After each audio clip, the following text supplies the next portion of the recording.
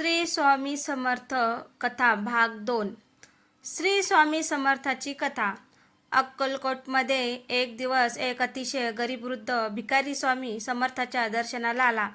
त्याच्या अंगावर फाटके कपडे होते. 2 दिवसापासून त्याला अन्न मिळाले नव्हते. तो स्वामीच्या चरणी बसला आणि म्हणाला, स्वामी, माझ्याकडे काहीच उरले नाही. जगण्याची ही इच्छा संपत चालली आहे. स्वामी समर्थाची जवळ उभ्या असलेल्या भक्तांकडे पाहिले आणि म्हणाले. स्वामी समर्थांनी जवळ उभ्या असलेल्या भक्तांकडे पाहिले आणि म्हणाले, याला प्रथम अन्न द्या. भुकेल्या माणसाला उपदेश नाही तर अन्न हवे. भक्तांनी लगेच त्याला प्रेमाने जेवण दिले. वृद्धाच्या डोळ्यात आनंदाश्रू आले. जेवण झाल्यावर स्वामी त्याला म्हणाले, आता सांग, तुला काय हवे आहे? वृद्ध म्हणाला, स्वामी, पोट भरले, आता मनही भरून आले आहे. स्वामी मंद हसले आणि उपस्थितांना म्हणाले, दान म्हणजे फक्त पैसा देणे नाही. भुकेलेला अन्न, तहानलेल्याला पाणी, दुःखी माणसाला धीर आणि अडचणीत असलेल्या व्यक्तीला आधार देणे हेच खरे दान आहे. ते पुढे म्हणाले, ज्याच्या हृदयात दया आहे त्याच्यात देव आहे. त्या दिवसापासून अनेक भक्तांनी अक्कलकोटमध्ये गरिबांना अन्नदान करण्याचा संकल्प केला. स्वामी समर्थाच्या या शिकवणीने सेवा ही सर्वात पूजा आहे हा संदेश सर्वांच्या मनात रुजला. स्वामींच्या सहवासात येणाऱ्या प्रत्येकाला एक गोष्ट नक्की समजत असे, ईश्वर भक्ती आणि मानव सेवा या एकमेकांपासून वेगळ्या नाहीत आणि म्हणूनच आजही त्यांच्या चरणी लाखो भक्त एकच प्रार्थना करतात, हे श्री स्वामी समर्थ, आमच्या मनात दया, नम्रता आणि सेवा करण्याची वृत्ती सदैव जागृत ठेवा. श्री स्वामी समर्थ. काळ पुढे सरकत होता. अक्कलकोटमध्ये स्वामी समर्थाचा दरबार रोज भरत असे. पहाटेपासून भक्ताची रांग लागत असे. कोणाच्या हातात फुले, कोणाच्या हातात नारळ, तर कोणाच्या डोळ्यात अश्रू. एके दिवशी एक तरुण आई आपल्या 5 वर्षाच्या मुलाला घेऊन आली. मुलगा जन्मापासून बोलत नव्हता. अनेक वैद्य, हकीम आणि उपचार करूनही काहीच उपयोग झाला नव्हता. आई रडत रडत म्हणाली, स्वामी, माझ्या मुलांच्या तोंडून एकदा तरी आई हा शब्द ऐकायचा आहे. स्वामी समर्थांनी मुलाकडे प्रेमाने पाहिले. त्यांनी त्यांच्या डोक्यावर हात ठेवला आणि आईला म्हणाले, माऊली, विश्वास कधी सोडू नको. देव प्रत्येकाची वेळ ठरवून ठेवतो. आईने नम्रतेने स्वामींना प्रणाम केला. काही महिन्यांनी ती पुन्हा अक्कलकोटला आली. तिच्या चेहऱ्यावर आनंद ओसळून वाहत होता. ती म्हणाली, स्वामी, माझ्या मुलाने पहिल्यांदा मला आई म्हणून हाक मारली. हे ऐकून सर्व भक्तांच्या डोळ्यात आनंदाश्रू आले. स्वामी मात्र शांतपणे म्हणाले, सर्व श्रेय परमेश्वराला द्या. श्रद्धा आणि प्रेम यांच्यापेक्षा मोठे औषध नाही. यानंतर त्यांनी उपस्थित भक्तांना उपदेश केला, माणसाने संकटात देवाला विसरू नये आणि सुखात देवाचा गर्व करू नये. प्रत्येक क्षणी कृतज्ञ राहा. कृतज्ञ मनातच परमेश्वराचा वास असतो. त्या दिवशी अक्कलकोटच्या दरबारात बसलेल्या प्रत्येक भक्ताने मनोमन एक संकल्प केला, जीवनात कितीही सुख दुःख आले तरी श्री स्वामी समर्थाचे नाम कधीही सोडायचं नाही. आणि संपूर्ण दरबारात एकच जयघोषाने दुमदुमून गेला, अनंत कोटी ब्रह्मांड नायक राजधिराज योगीराज अक्कलकोटी निवासी श्री स्वामी समर्थ महाराज की जय. संपूर्ण दरबारात एकच जयघोषाने दुमदुमून गेला, अनंत कोटी ब्रह्मांड नायक राजधिराज योगीराज अक्कलकोटी निवासी श्री स्वामी समर्थ महाराज की जय. टिप: वरील प्रसंग हा भक्त परंपरेतील प्रेरणादायी शैलीत लिहिलेला आहे. तो ऐतिहासिकरित्या सिद्ध घटना म्हणून मांडलेला नाही. अक्कलकोटमध्ये स्वामी समर्थाच्या सेवेत चोळाप्पा नावाचा एक अतिशय निष्ठावान सेवेकरी होता.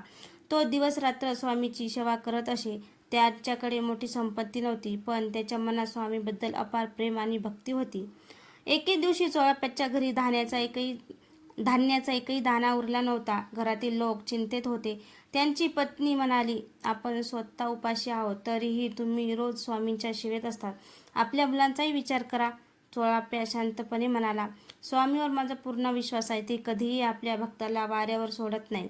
त्या दिवशी तो नेहमीप्रमाणे स्वामीच्या सेवेसाठी गेला.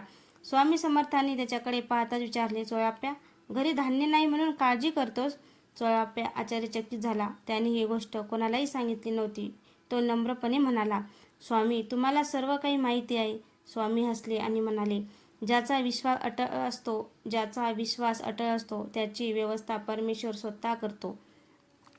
चोळाप्पा घरी परतला. तेवढ्यात गावातील एक श्रीमंत व्यापारी बैलगाडीतून धान्य, फळे आणि इतर आवश्यक वस्तू घेऊन त्याच्या घरी आला.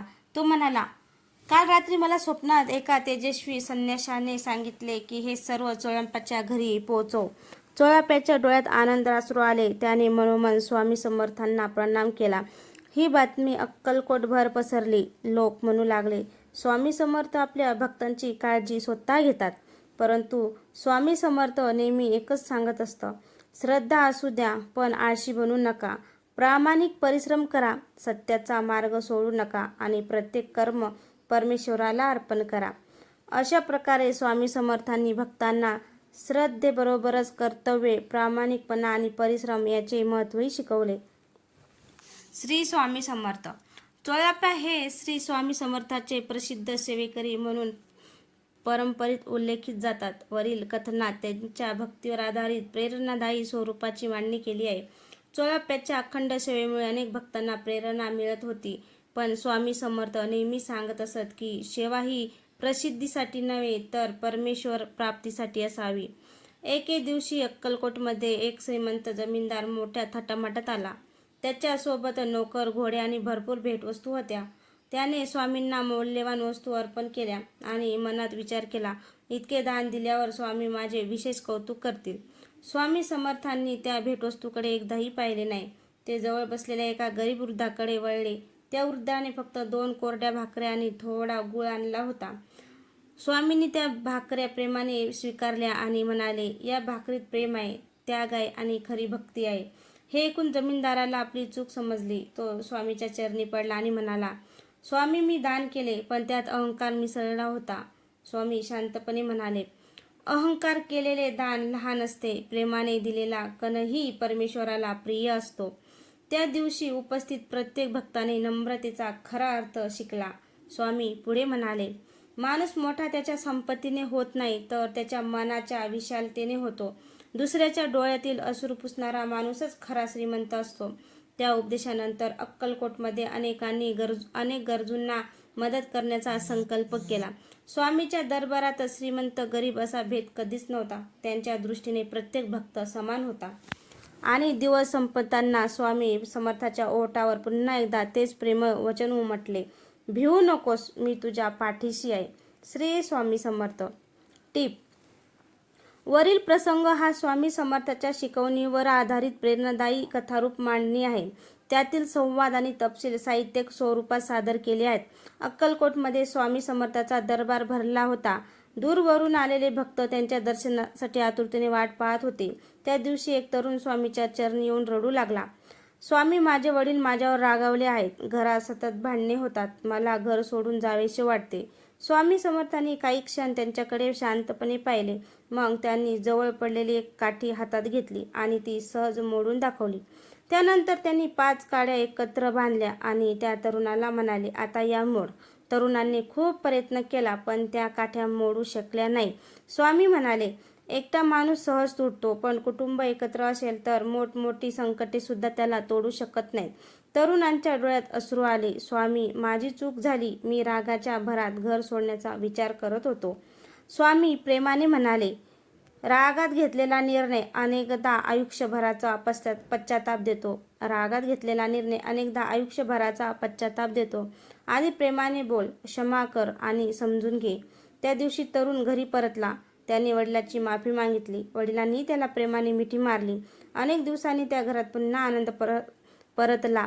ही बातमी अक्कलकोटमध्ये पसरली. लोक म्हणू लागले, स्वामी समर्थ फक्त संकट दूर करत नाही, तर तुटलेले मनही जोडतात. स्वामी समर्थ नेहमी सांगत असत, घरात प्रेम असेल तर तेच खरे तीर्थक्षेत्र आहे. जिथे क्षमा आहे तिथेच परमेश्वराचा वास आहे. भक्तांनी एकमुखाने जयघोष केला. अनंत कोटी ब्रह्मांड नायक राजधीराज योगीराज अक्कलकोटी निवासी श्री स्वामी समर्थ महाराज की जय. टिप. हा भाग स्वामी समर्थाच्या शिकवणीवर आधारित प्रेरणादायी साहित्यिक कथन आहे. कुटुंबातील ऐक्य, क्षमा आणि प्रेम यांचा संदेश देण्यासाठी तो रचलेला आहे. एके दिवशी अक्कलकोटमध्ये एक तरुण ब्राह्मण स्वामी समर्थाच्या दर्शनाला आला. त्याने अनेक शास्त्रे अभ्यासली होती, अनेक तीर्थयात्रा केल्या होत्या, पण तरीही त्याच्या मनाला शांती मिळत नव्हती. तो नम्रपणे म्हणाला, स्वामी, मी वेद, उपनिषद, पुराणे सर्व वाचले, अनेक व्रत उपवास केले, तरी माझे मन अस्वस्थ आहे. मला परमेश्वराचा मार्ग कसा सापडेल? स्वामी समर्थ काही क्षण डोळे मिटून बसले. मग त्यांनी जवळ ठेवलेल्या पाण्याच्या भांड्याकडे बोट दाखवत विचारले, या पाण्यात तुझे प्रतिबिंब दिसते का? तो म्हणाला, हो स्वामी. स्वामींनी त्या पाण्यात थोडी माती टाकली. पाणी गढूळ झाले. आता दिसते का? नाही स्वामी. स्वामी हसले आणि म्हणाले, मनही असेच असते. लोभ, राग, मत्सर आणि अहंकार याने ते गढूळ झाले की त्यात परमेश्वराचे प्रतिबिंब दिसत नाही. सर्व भक्त शांतपणे ऐकत होते. स्वामी पुढे म्हणाले, मन निर्मळ करण्यासाठी दुसऱ्यावर प्रेम करा, सत्य बोला, प्रामाणिकपणे कर्म करा आणि प्रत्येक दिवसाची सुरुवात परमेश्वराच्या नामस्मरणाने करा. त्या तरुणाच्या डोळ्यात आनंद अश्रू आले. तो म्हणाला, स्वामी, आज मला समजले की परमेश्वर शोधण्यासाठी दूर जाण्याची गरज नाही, प्रथम स्वतःचे मन शुद्ध करावे लागते. स्वामी समर्थांनी त्याला आशीर्वाद दिला. त्या दिवसापासून त्या तरुणाने आपल्या ज्ञानाचा गर्व सोडला. तो लोकांना मदत करू लागला आणि नम्रतेने जीवन जगू लागला. स्वामी समर्थाचा उपदेश आजही प्रत्येक भक्तासाठी तितकाच महत्त्वाचा आहे. मन शुद्ध असेल तर प्रत्येक ठिकाणी परमेश्वर भेटतो. आणि दरबारात पुन्हा एकदा भक्तांचा जयघोष घुमला. श्री स्वामी समर्थ. टिप: हा प्रसंग स्वामी समर्थाच्या शिकवणीचा भाव व्यक्त करणारा प्रेरणादायी साहित्यिक प्रसंग आहे.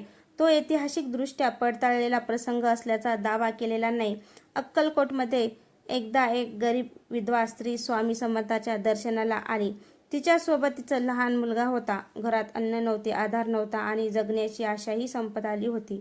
ती स्वामीच्या चरणी बसली आणि रडत म्हणाली, स्वामी, माझा संसार उद्ध्वस्त झाला आहे. माझ्या मुलांचे भविष्य मला अंधारासारखे दिसते. स्वामी समर्थांनी त्या लहान मुलाकडे प्रेमाने पाहिले. मग त्या स्त्रीला शांत आवाजात म्हणाले, माऊली, संकट कायमचे राहत नाही. धैर्य सोडू नकोस. परमेश्वर प्रत्येक अश्रू पाहतो. स्वामींनी जवळ बसलेल्या भक्ताकडे पाहून सांगितले, या माऊलीला काम मिळवून द्या म्हणजे फक्त दान देणे नाही, तर माणसाला स्वतःच्या पायावर उभे राहण्याची संधी देणे. उपस्थित भक्तांनी तिची जबाबदारी स्वीकारली. काहींनी राहण्यासाठी जागा दिली, काहींनी काम मिळवून दिले, तर काहींनी तिच्या मुलांच्या शिक्षणाची व्यवस्था केली. काही महिन्यांनी ती स्त्री पुन्हा स्वामीच्या दर्शनाला आली. तिच्या चेहऱ्यावर आता दुःख नव्हते, तर आत्मविश्वास होता. ती म्हणाली, स्वामी, आज माझा मुलगा शाळेत जातो. आम्ही मेहनत करून जगत आहोत. तुम्ही मला भीक नाही तर जगण्याचा मार्ग दिला आहे. स्वामी समर्थ हसले आणि म्हणाले, जो दुसऱ्याला उभे करतो त्यालाच परमेश्वर उंच करतो. ते पुढे म्हणाले, सेवा अशी करा की समोरच्यांना स्वाभिमान जपला जाईल. सेवा अशी करा की समोरच्याचा स्वाभिमान जपला जाईल. दुसऱ्याला हात देऊन उभे करणे हीच खरी पूजा आहे. त्या दिवशी स्वामींच्या दरबारात उपस्थित प्रत्येकाच्या मनात सेवा, करुणा आणि स्वाभिमान याचे महत्त्व अधिक दृढ झाले. स्वामी समर्थाच्या ओठावर पुन्हा एकदा तेच अमृत वचन उमटले, भिवू नकोस, मी तुझ्या पाठीशी आहे. श्री स्वामी समर्थ. टिप: हा भाग स्वामी समर्थाच्या करुणा, सेवा आणि मानवतेच्या शिकवणीवर आधारित प्रेरणादायी साहित्यिक कथन आहे. त्यातील संवाद आणि प्रसंग हे संदेश स्पष्ट करण्यासाठी रचलेले आहेत. एके दिवशी पहाटेची वेळ होती. अक्कलकोटमध्ये मंद वारा वाहत होता. पक्ष्यांचा किलबिलाट सुरू होता. स्वामी समर्थ वडाच्या झाडाखाली शांत बसले होते.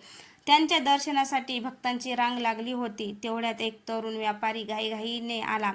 त्याच्या चेहऱ्यावर भीती स्पष्ट दिसत होती. तो स्वामीच्या चरणी पडला आणि म्हणाला, स्वामी, माझा व्यापार पूर्णपणे बुडाला आहे. कर्जदार दररोज दारात उभे राहतात. आता जगण्याची आशाच उरली नाही. स्वामी समर्थांनी त्याच्याकडे शांत नजरेने पाहिले. काही क्षणांनी ते म्हणाले, तू व्यापार करत होतास की लोभ? व्यापारी खाली मान घालून शांत राहिला. स्वामी पुढे म्हणाले, प्रामाणिक परिश्रमाने मिळवलेले थोडे धनही सुख देते, पण लोभाने मिळवलेली संपत्ती मन शांती हिरावून घेते. व्यापाराच्या डोळ्यात पश्चातापाचे अश्रू आले. तो म्हणाला, स्वामी, माझ्याकडून चुका झाल्या. आता मी काय करू? स्वामी पुढे म्हणाले, चुका चुका मान्य कर, ज्याचे देणे आहे ते प्रामाणिकपणे फेड, खोटेपणा सोड, पुन्हा नव्याने सुरुवात कर. परमेश्वर प्रामाणिक माणसाचा हात कधी सोडत नाही. स्वामीच्या शब्दांनी व्यापाऱ्याला नवी उमेद मिळाली. त्याने फसवणूक आणि लोभाचा मार्ग सोडला. मेहनतीने पुन्हा व्यवसाय सुरू केला. काही वर्षात त्याने सर्व कर्ज फेडले आणि समाजात प्रामाणिक व्यापारी म्हणून त्याची ओळख निर्माण झाली.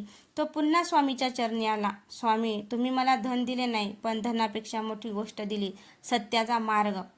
स्वामी समर्थ मंद स्मित करत म्हणाले, सत्याचा मार्ग कठीण असतो, पण तोच शेवटी सुख आणि समाधान देतो. त्या दिवशी दरबारातील प्रत्येक भक्तांच्या मनात एक विचार कोरला गेला. सत्य, श्रद्धा आणि प्रामाणिकपणा यावर उभे राहिलेले जीवनच खरे यशस्वी जीवन आहे. सर्व भक्तांनी एक सुरात नामस्मरण सुरू केले. श्री स्वामी समर्थ, श्री स्वामी समर्थ, श्री स्वामी समर्थ, श्री स्वामी समर्थ. टिप: हा प्रसंग स्वामी समर्थांच्या शिकवणीवर आधारित प्रेरणादायी साहित्यिक मांडणी आहे.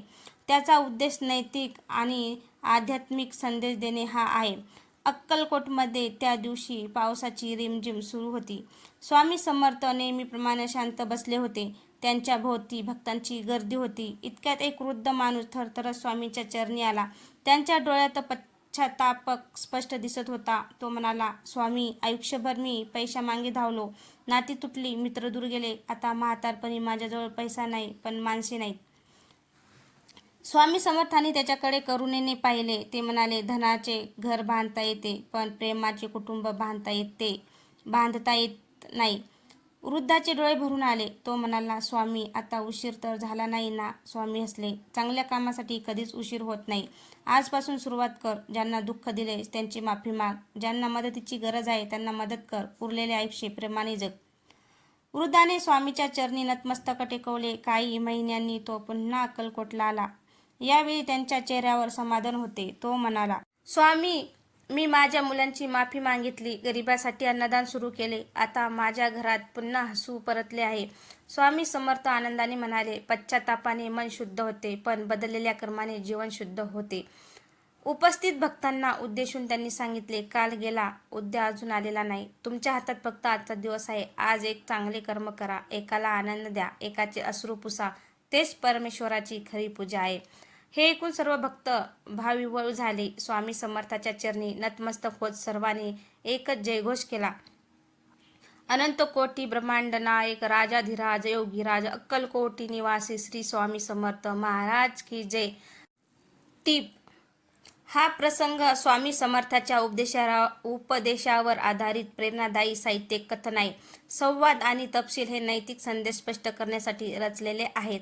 तर मित्रांनो, तुम्हाला श्री स्वामी समर्थांच्या कथा कशा वाटतात? कथा आवडल्यास लाईक, कमेंट, शेअर करायला विसरू नका. आणि त्याच्या चॅनलवर कोणी नवीन असेल तर चॅनलला सबस्क्राईब करा, जेणेकरून माझ्या येणाऱ्या प्रत्येक स्वामींच्या कथा तुमच्यापर्यंत पोहोचू शकेल. ज्यांनी पण स्टोरी वाचली असेल तर या कथेमध्ये किती वेळेस श्री स्वामी समर्थांचं नाव आलेलं आहे ते कमेंटमध्ये नक्की सांगा. धन्यवाद.